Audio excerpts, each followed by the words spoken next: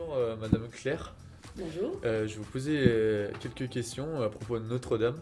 Mhm. Donc si vous voulez, on va commencer. Pourquoi avez-vous choisi de devenir la nouvelle directrice de Notre-Dame? D'accord. Choisi, c'est peut-être pas le mot, parce que c'est pas moi qui ai choisi. J'ai su que l'ancien directeur partait, donc j'avais moi-même envie de changer d'établissement parce que là où j'y étais depuis très longtemps et j'avais envie de quelque chose de nouveau. Donc quand j'ai su que le poste allait se libérer, j'ai posé ma candidature. Et puis ensuite, il y avait donc plusieurs candidats sur ce poste, donc il y a eu tout un principe de sélection. Et à la fin, c'est pas moi qui ai choisi, mais c'est la direction diocésaine qui a choisi effectivement de me nommer sur ce poste. Je vois. Qu'est-ce qui vous plaît dans cet établissement? Alors maintenant que je suis là, effectivement, depuis quelques mois, je peux répondre.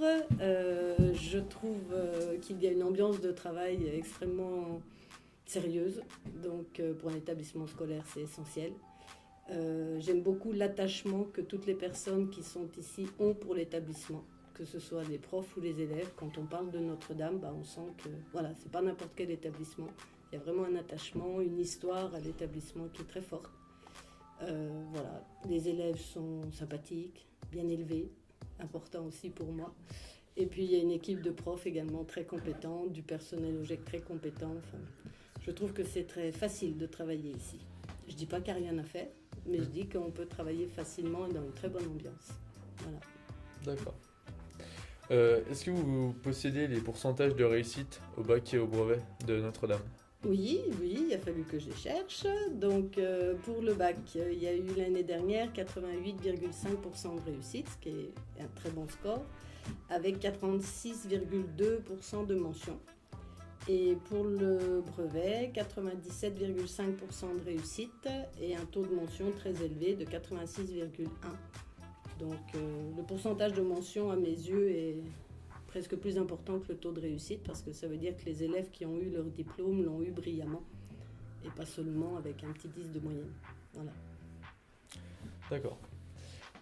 Avez-vous des projets futurs pour cet établissement? Oui, plein.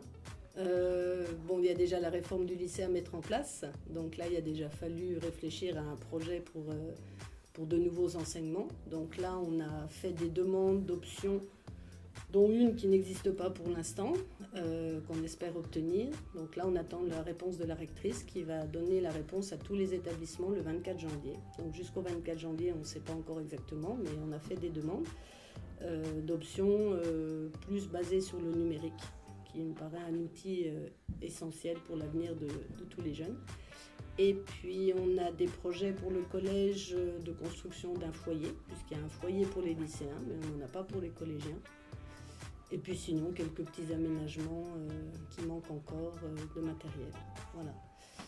Et l'envie, c'est de donner aussi bien au collège qu'au lycée, dans les années à venir, une coloration d'établissement international avec une vraie ouverture sur l'étranger, sur le monde, et un apprentissage des langues renforcé. Donc les langues et le numérique, ça résume les projets à venir. Dernière question, si vous voulez.